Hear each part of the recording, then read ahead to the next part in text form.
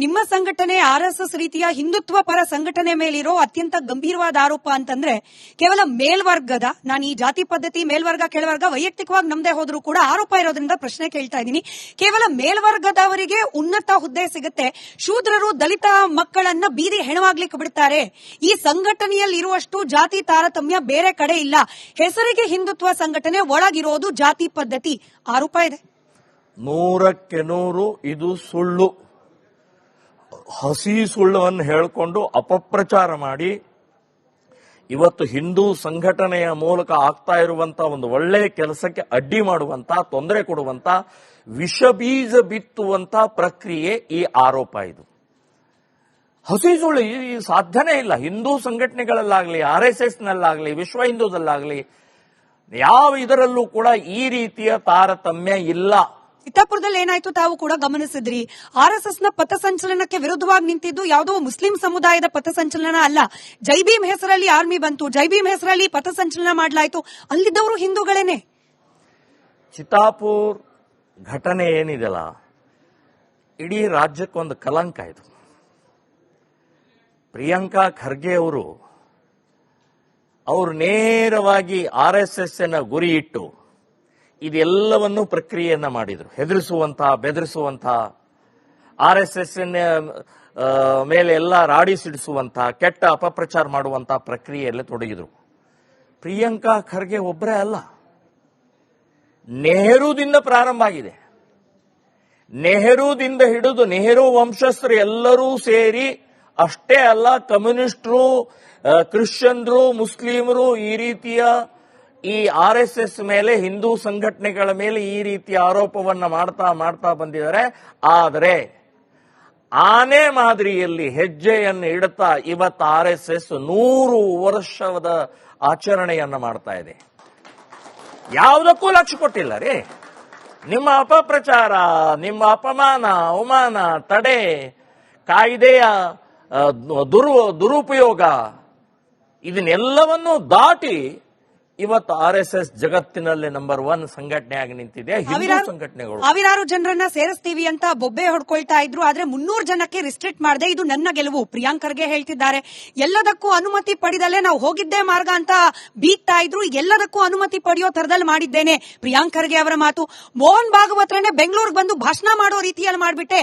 RSSಗೆ ನಾನು ಮುಟ್ಟಿಸಿದ ಬಿಸಿ ಇದು ಪ್ರಿಯಾಂಕರ್ಗೆ ಅವರ ವಾದ. ನೋಡಿ, ಇವತ್ತು ಪ್ರಿಯಾಂಕಾ ಖರ್ಗೆ ಅವರು ಇಡೀ ಕರ್ನಾಟಕದ ಹಿಂದೂ ಸಂಘಟನೆಗಳ ಏಳಿಗೆಯನ್ನ ಸಹಿಸ್ತಾ ಇಲ್ಲ. ಹಿಂದೂ ಸಂಘಟನೆಗಳೇನು ಜಾತಿ ಸಂಘಟನೆಗಳಲ್ಲ, ಪಕ್ಷದ ಸಂಘಟನೆಗಳಲ್ಲ, ಯಾವುದೋ ಒಂದು ಮತದಗೋಸ್ಕರ, ರಾಜ್ಯಕ್ಕೋಸ್ಕರ ಮಾಡ್ತಾ ಇರುವಂತದ್ದಲ್ಲ, ದೇಶಕ್ಕೋಸ್ಕರ ಮಾಡ್ತಾ, ಹಿಂದೂಗಳಿಗೆ ಮಾತ್ರ. ಹಿಂದೂ ಅನ್ನುವಂಥದ್ದೇ ಈ ಶಬ್ದದಲ್ಲಿ ಎಲ್ಲಾ ಜಾತಿಗಳು, ಎಲ್ಲಾ ದೇಶಭಕ್ತರು ಸೇರ್ಕೊಂಡಂತ ಈ ಹಿಂದೂ ಶಕ್ತಿ ಬೆಳೀತಾ ಇದೆ.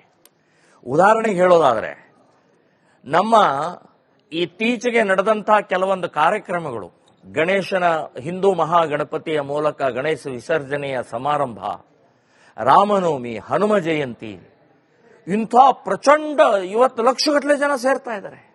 ಹಿಂದೂ ಅಂತ ಸೇರ್ತಾ ಇದ್ದಾರೆ, ಕೇಸರಿ ಶಾಲ್ ಹಾಕೊಂಡು ಬರ್ತಾ ಇದ್ದಾರೆ. ಇವತ್ತು RSS ಇಡೀ ದೇಶದಲ್ಲಿ 1 ಲಕ್ಷ ಹಿಂದೂ ಸಮಾವೇಶ ಅಂತ ಹೇಳಿ ಡಿಕ್ಲೇರ್ ಮಾಡಿದ್ದಾರೆ. ಇನ್ನು ಪ್ರಿಯಾಂಕಾ ಖರ್ಗೆ ಅವರು ಹೇಳಿದ್ರಿಂದ ಮೋಹನ್ ಭಾಗವತ್ ಅವರು ಬಂದ್ರು ಅಷ್ಟು ಕೆಳಮಟ್ಟಕ್ಕೆ ಇಳಿಬೇಡಿ ಪ್ರಿಯಾಂಕಾ ಖರ್ಗೆ ಅವರೇ. ಅವರ ಪ್ರವಾಸ ಮೊದಲೇ 6 ತಿಂಗಳ ಮುಂಚೆನೇ ನಿಶ್ಚಯ ಆಗಿರುತ್ತೆ. ನೀವು ಹೇಳಿದ ಮೇಲೆ ನಿಶ್ಚಯ ಆಗುವುದಿಲ್ಲ. ನೀವು ಅಷ್ಟೂ ಕೂಡ ಬುದ್ಧಿ ನಿಮಗಿಲ್ಲ. ಅವರು ಬಹಳದವರು ಅಂತಾರಾಷ್ಟ್ರೀಯ ಮಟ್ಟದಲ್ಲಿ RSS ಪ್ರಮುಖರಾಗಿದ್ದಾರೆ. ಅವರನ್ನ ನಿಮ್ಮ ಜೊತೆಗೆ ಮಾತನಾಡುವಂತಹದ್ದು ಯೋಗ್ಯತೆನೇ ಇಲ್ಲ ಅಂತನ್ನುವಂಥದ್ದು ನಾನು ಹೇಳ್ತಾ ಇದ್ದೀನಿ. 10 ಇವತ್ತು ಆ ಶಾಂತ ರೀತಿಯಿಂದ ಹೋಗ್ತಾ ಇರುವಂತ ಅಯ್ಯಪ್ಪನ ಮಾಲಾಧಾರಿಗಳು, ಓಂ ಶಕ್ತಿಯ ಮಾಲಾಧಾರಿಗಳು, ಮಹಿಳೆಯರು ಹೋಗ್ತಾ ಇರುವಂತಹ ಸಂದರ್ಭದಲ್ಲಿ ಕಲ್ಲೆಸಿತಾರಂತಂದ್ರೆ ಏನ್ ಸೊಕ್ಕ? ಯಾಕೆ ಕಲ್ಲೆಸಿದ್ರಿ? ಏನ್ ಪಾಕಿಸ್ತಾನ್ ಜಿಂದಾಬಾದ್ ಅಥವಾ ಮುಸ್ಲಿಮರ ವಿರುದ್ಧ ಏನಾದ್ರೂ ಮಾತಾಡಿದ್ರು ಅವರು? ಅವ್ರ ಪಾಡಿಗೆ ಅವ್ರು ಭಜನೆ ಮಾಡ್ಕೊಂಡು ಹೋಗ್ತಾ ಇರುವಂತಹ ಸಂದರ್ಭದಲ್ಲಿ ಕಲ್ಲೆಸೆಯುವಂತ ಸೊಕ್ಕ? ಈ ಮಾನಸಿಕತೆ ಇದೆಯಲ್ಲ, ಇದನ್ನೇ ನಾವು ತಡೆಯುವಂತಹ ಪ್ರಕ್ರಿಯೆ ಮಾಡಬೇಕಾಗಿದೆ ಅಂತನ್ನುವಂತಹದ್ದನ್ನು ಯಾರೋ ಹುಡುಗರನ್ನ 3 ಜನ ನಾಟಕ ಮಾಡಿ 3 ಜನ ಹುಡುಗರನ್ನ ಹಿಡಿದು ಅರೆಸ್ಟ್ ಮಾಡಿ ಒಳಗಡೆ ಹಾಕಿದ್ರು, ಅದು ಕೂಡ ಅಪ್ರಾಪ್ತ ಅಂತೇಳಿ. ಅಪ್ರಾಪ್ತ ಅಲ್ಲ ಇದು. ಆಯ್ತು, ಅಪ್ರಾಪ್ತನೇ ನೀವು ಹಿಡಿದಿದ್ರೆ ಕಲ್ಲೆಸೆದಿದ್ದಾರೆ ಅಂತ ಅನ್ಕೊಂಡು, ಆದ್ರೆ ಹಿಂದೆ ಯಾವುದೋ ಒಂದು ವಿಚಾರಧಾರೆ ಇದೆ. ಈಗ ಮೆರವಣಿಗೆ ಹೋಗ್ತಾ ಇರೋದು ಅಲ್ಲಾನ ವಿರುದ್ಧ, ಕುರಾನಿನ ವಿರುದ್ಧ. ಇದು ನಾವು ಬಹುಪೋಷಕರ ಅಂದ್ರೆ ಬಹಳಷ್ಟು ದೇವರುಗಳನ್ನು ಉಪಾಸನೆ ಮಾಡುವಂತಹ ವ್ಯಕ್ತಿಗಳ ಮೆರವಣಿಗೆ. ಏಕದೇವೋಪಾಸನ ಅಲ್ಲಾನ ಉಪಾಸಕರ ನಾವು ಇದನ್ನು ಒಪ್ಪಲ್ಲ. ಈ ಹುಡುಗರ ಮಾನಸಿಕತೆಯಲ್ಲಿ ತುಂಬಿದ್ದೆ ಮದರ್ಸನೇ ಭಯೋತ್ಪಾದಕ ಸೆಂಟರ್ಗಳು ಇರೋದೇ ಮದರ್ಸಗಳು ಅಂತನ್ನುವಂತಹದ್ದು ಹೇಳ್ತೀನಿ. ಹಿಂದೂಗಳು ಒಂದಾಗೋದು, ಹಿಂದೂಗಳ ಸಂಘಟನೆ ಆಗೋದು ಎಷ್ಟು ಅನಿವಾರ್ಯ ಇದೆ, ಮುಖ್ಯ ಇದೆ, ಹಾಗೆ ಹೇಗಾಗಬೇಕು ಹಿಂದೂಗಳ ಏಕೀಕರಣ? RSS 100 ವರ್ಷದಿಂದ ನಮ್ಮನ್ನೆಲ್ಲರನ್ನೂ ಕೂಡ ಒಗ್ಗೂಡಿಸಿ ಒಂದು ವಿಚಾರಧಾರೆ, ಒಂದು ಗುರಿಯನ್ನಿಟ್ಟರು. ಹಿಂದೂ ರಾಷ್ಟ್ರ ನಮ್ಮ ಗುರಿ, ಹಿಂದೂ ಸಂಘಟನೆಯ ನಮ್ಮ ದಾರಿ ಅಂತನ್ನುವಂಥದ್ದು ಹೇಳಿ ಮಾಡಿದ ಪರಿಣಾಮದಿಂದ ಇವತ್ತು ನಮ್ಮಂಥ ಸಣ್ಣ ಪುಟ್ಟ ಸಂಘಟನೆಗಳು, ನಾಯಕರು, ವಿಚಾರಧಾರೆಗಳು ಇಡೀ ದೇಶದಲ್ಲಿ ಇವತ್ತು ಬೆಳೆದು ನಿಂತಿದ್ದಾವೆ. ಆದರೆ ಇದು ಸಾಲದು, ಇದು ಏನೇನೂ ಸಾಲದು. ಹಿಂದೂ ಸಮಾಜ ಸಮುದ್ರ ಇದೆ. ಸಮುದ್ರದ ಮಧ್ಯದಲ್ಲಿ ಒಂದು ಲೋಟ ಹಿಡ್ಕೊಂಡು ನಾವು ಶ್ರೀರಾಮ್ ಸೇನೆ ಸಂಘಟನೆಯವರು ನಿಂತಿದ್ದೀವಿ. ಇನ್ಯಾವುದೋ ಸಂಘಟನೆ ಇನ್ನೊಂದು ಬಕೆಟ್ ಹಿಡ್ಕೊಂಡು ನಿಂತಿದೆ. ಅಂದ್ರೆ ಅಷ್ಟೇ ನಮ್ಮ ಕೆಪಾಸಿಟಿ ಇದೆ. ಆದರೆ ಎಲ್ಲಾ ಹಿಂದೂ ಸಂಘಟನೆಗಳು ಒಟ್ಟಾಗುವಂತ ಅನಿವಾರ್ಯತೆ, ಅವಶ್ಯಕತೆ ಇವತ್ತಿದೆ. ಇದನ್ನು RSS, ವಿಶ್ವ ಹಿಂದೂ ಪರಿಷತ್ನವರು ಬಹಳ ಗಂಭೀರವಾಗಿ ಯೋಚನೆ ಮಾಡಬೇಕು ಅಂತೇಳಿ ನಾನು ಕೈ ಮುಗಿದು ಕೇಳ್ಕೊಳ್ತಾ ಇದ್ದೀನಿ. ಹಿಂದೂಗಳ ಏಕೀಕರಣದಲ್ಲಿ ಮಂದಿರಗಳ ಪಾತ್ರ ಏನು? ಯಾಕೆ ಈ ಪ್ರಶ್ನೆ ಕೇಳ್ತಿದ್ದೀನಿ ಅಂದ್ರೆ, ನಾವು ಮಾತನಾಡ್ತಿರುವ ಸಂದರ್ಭದಲ್ಲಿ ಪ್ರಧಾನಿ ಮೋದಿ ಇವತ್ತು ಸೋಮನಾಥದಲ್ಲಿದ್ದಾರೆ. 1000 ವರ್ಷಗಳ ಹಿಂದೆ ಮೊದಲ ಪೆಟ್ಟನ್ನ ತಿಂದಂತ ದೇವಸ್ಥಾನ ಇವತ್ತಿಗೂ ಕೂಡ 17 ಬಾರಿ ದಾಳಿ ಆದ್ರೂ ಕೂಡ ಹಿಂದೂಗಳ ಆಸ್ತೆಯ ಪ್ರತಿಬಿಂಬವಾಗಿ ನಿಂತಿದೆ ಅನ್ನೋದ್ರ ಸೆಲೆಬ್ರೇಷನ್ ನಡೀತಾ ಇದೆ. ಅಲ್ಲೊಂದು ಸ್ವಾಭಿಮಾನಿ ಪರ್ವ ಅಂತ ಹೇಳಿ ನಡೆಸಲಾಗ್ತಾ ಇದೆ. ಸೊ ಈ ಮಂದಿರಗಳ ಪುನಃಸ್ಥಾಪನೆಯಿಂದಾಗಿ ಹಿಂದೂಗಳ ಸ್ವಾಭಿಮಾನವನ್ನ ಎತ್ತಿ ಹಿಡಿಯೋ ಪ್ರಯತ್ನ ಎಷ್ಟು ಮುಖ್ಯ ಇದೆ? ಮಂದಿರಗಳ ಪಾತ್ರ ಒಟ್ಟಾರೆ ಹಿಂದುತ್ವದ ಮುಂದುವರಿಸಿಕೊಂಡು ಹೋಗುವ ಪ್ರಕ್ರಿಯೆಯಲ್ಲಿ. ನೋಡಿ, ಇವತ್ತು 11ನೇ ತಾರೀಕು, ಇವತ್ತಿನ ದಿನನೇ ನಮ್ಮ ನೆಚ್ಚಿನ ಪ್ರಧಾನಿ ಸನ್ಮಾನ್ಯ ಶ್ರೀ ನರೇಂದ್ರ ಮೋದಿಯವರು 1000 ವರ್ಷದ ಹಿಂದೆ ನಡೆದಂತಹ ಮೊಹಮ್ಮದ್ ಗಜನಿ ಮಹಮೂದ್ ಅವರಿಂದ ನಡೆದಂತಹ ದಾಳಿಯ ಪ್ರತೀಕವಾಗಿ ಒಂದು ದೇವಸ್ಥಾನ, ಭವ್ಯ ದೇವಸ್ಥಾನ ನಿಂತಿದ್ದಕ್ಕೆ ಇವತ್ತು ಭೇಟಿ ಕೊಡ್ತಾ ಇದ್ದಾರೆ. ನಾನು ಅವರಿಗೆ ಸಾವಿರ ಅಭಿನಂದನೆಗಳನ್ನು ಹೇಳ್ತಾ ಇದ್ದೀನಿ.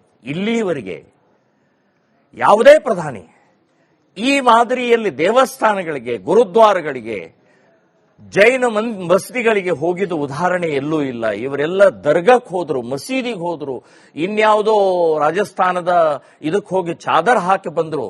ಆದರೆ ದೇವಸ್ಥಾನಗಳಿಗೆ ಹೋದಂತ, ದೇವಸ್ಥಾನಗಳಲ್ಲಿ ಕೂತಂತ, ದೇವಸ್ಥಾನಗಳನ್ನು ಉದ್ಧಾರ ಮಾಡಿದಂತ ಯಾವ ಪ್ರಧಾನಿ ಇಲ್ಲ ಎಕ್ಸೆಪ್ಟ್ ನರೇಂದ್ರ ಮೋದಿ. ಅವರನ್ನು ನಾವು ಅಭಿನಂದಿಸಲೇಬೇಕು ಅಂತನ್ನುವಂತದ್ದು ಹೇಳ್ತೀನಿ. ಮತ್ತು ಇದರ ಜೊತೆಗೆ ಆ 1000 ವರ್ಷದ ಹಿಂದೆ ಆ ದಾಳಿಯ ಮಾನಸಿಕತೆ ಅಂತನ್ನುವಂಥದ್ದು, ಈಗ ನೀವು ಹೇಳಿದ್ದು ಬಹಳ ಒಳ್ಳೆ ಇದಿದ್ದು. ದೇವಸ್ಥಾನ ಅಂತನ್ನುವಂಥದ್ದು 4 ಗೋಡೆಯ ಕಟ್ಟಡ ಅಲ್ಲ. ಅಲ್ಲಿ ದೇವರನ್ನ ನಾವು ಪ್ರಾಣ ಪ್ರತಿಷ್ಠೆ ಮಾಡ್ತೀವಿ. ಪ್ರಾಣ ಪ್ರತಿಷ್ಠೆ ಮಾಡಲು ಭಕ್ತಿ ಭಾವನೆ ಎಲ್ಲವೂ ಕೂಡ ಕೇಂದ್ರಿತವಾದಂತಹ ಹಿಂದೂ ಸಮಾಜ ಬದುಕಿದೆ. ನಮಗೆ ಹೆದರಿಕೆ, ನಮಗೆ ಏನೋ ತಪ್ಪು ಮಾಡಿದ್ರು ಕೂಡ ನಮಗೆ ಇಲ್ಲೊಂದು ದೇವಸ್ಥಾನ ಇದೆ, ಅಲ್ಲಿ ಹೋಗಿ ನಾವು ಸಮಾಧಾನ ಪಡ್ತೀವಿ, ನಾವು ಆನಂದ ಪಡ್ತೀವಿ, ಬೇಡಿಕೆಯನ್ನು ಇಡ್ತೀವಿ. ಸೊ ಅಂಥ ಪವಿತ್ರ ಪುಣ್ಯ ಕ್ಷೇತ್ರವನ್ನೇ ಇವತ್ತು ಇಸ್ಲಾಂ ದಾಳಿ ಮಾಡ್ತಾ ಬಂತು. ಅದನ್ನು ಕ್ರಿಶ್ಚಿಯನ್ರು ಮಾಡಲಿಲ್ಲ. ಕ್ರಿಶ್ಚಿಯನ್ರು ಬೇರೆ ಬೇರೆ ಕಡೆ ಸಂದರ್ಭದಲ್ಲಿ ಮಾಡಿರ್ಬೋದು. ಆದರೆ ದಾಳಿ ಮಾಡಿದ್ದು ಯಾಕೆ ಅಂತಂದ್ರೆ, ಇವರ ಆಸ್ಥಾ, ಇವರ ಭಕ್ತಿ, ಇವರ ಭಾವನೆಗಳನ್ನೇ ಏಟು ಕೊಡಬೇಕು ಅಂತನ್ನುವಂಥ ದೃಷ್ಟಿಕೋನದಿಂದ ಸಾವಿರಾರು ದೇವಸ್ಥಾನಗಳನ್ನು ಒಡೆದಂತ ಉದಾಹರಣೆ ನಮ್ಮ ಹತ್ರ ಇದೆ. ಅದು ಬಾಬರ್ ಇರ್ಬೋದು, ಹುಮಾಯೂನ್ ಇರ್ಬೋದು, ಅಫ್ಜಲ್ ಖಾನ್ ಇರ್ಬೋದು, ಬೇಕಾದಷ್ಟು ಜನ ಇರ್ಬೋದು. ನಮ್ಮ ದೇವಸ್ಥಾನ ಅಯೋಧ್ಯ, ಮಥುರಾ, ಕಾಶಿ, ಹೀಗ ಅನೇಕ ದೇವಸ್ಥಾನಗಳನ್ನು ಒಡೆದು ಹಾಕಿದ ಉದ್ದೇಶನೇ ಈ ಹಿಂದೂಗಳ ಭಾವನೆಗೆ, ಹಿಂದೂಗಳ ಭಕ್ತಿಗೆ ಏಟು ಕೊಡಬೇಕು, ಅವರ ಮಾನಸಿಕತೆಯನ್ನು ಕುಗ್ಗಿಸಬೇಕು ಅನ್ನುವಂಥದ್ದು ಏಕೈಕ ಕಾರಣದಿಂದ ಇವತ್ತು ಪ್ರಧಾನಿಯವರು ಈ ಮಾನಸಿಕತೆಯ ವಿರುದ್ಧ 48ರಲ್ಲಿ ಇಡೀ ಸಾರ್ವಜನಿಕವಾಗಿ ಎಲ್ಲ, ಅಂದ್ರೆ ಪಾರ್ಲಿಮೆಂಟ್ನಲ್ಲಿ ಪಾಸ್ ಆಯ್ತು. ಮಹಮೂದ್ ಗಜನಿ ಅವನು ಒಡೆದಂತ ಆ ದೇವಸ್ಥಾನವನ್ನ ಪುನಃ ಪ್ರತಿಷ್ಠಾಪನೆ ಮಾಡೋಗೋಸ್ಕರ ಪಾರ್ಲಿಮೆಂಟ್ನಲ್ಲಿ ರೆಸೊಲ್ಯೂಷನ್ ಪಾಸ್ ಆಗಿ ಸಾರ್ವಜನಿಕರಿಂದ ಹಣ ಸಂಗ್ರಹ ಮಾಡಿ ಸರ್ದಾರ್ ವಲ್ಲಭಭಾಯಿ ಪಟೇಲ್ ಅವರ ನಿರ್ಮಾಣ ಮಾಡಿದಂತಹ ಭವ್ಯ ದಿವ್ಯ ಸೋಮನಾಥ ದೇವಾಲಯ ಇವತ್ತು ನರೇಂದ್ರ ಮೋದಿ ಅವರು ಭೇಟಿ ಕೊಡ್ತಾ ಇರೋದು ಬರೇ ಭಕ್ತಿಗೋಸ್ಕರ ಅಲ್ಲ, ಈ ಮಾನಸಿಕತೆಯ ವಿರುದ್ಧ ಅಂತನ್ನುವಂತಹದ್ದು ಕೂಡ ಸಂದೇಶ ಇದೆ.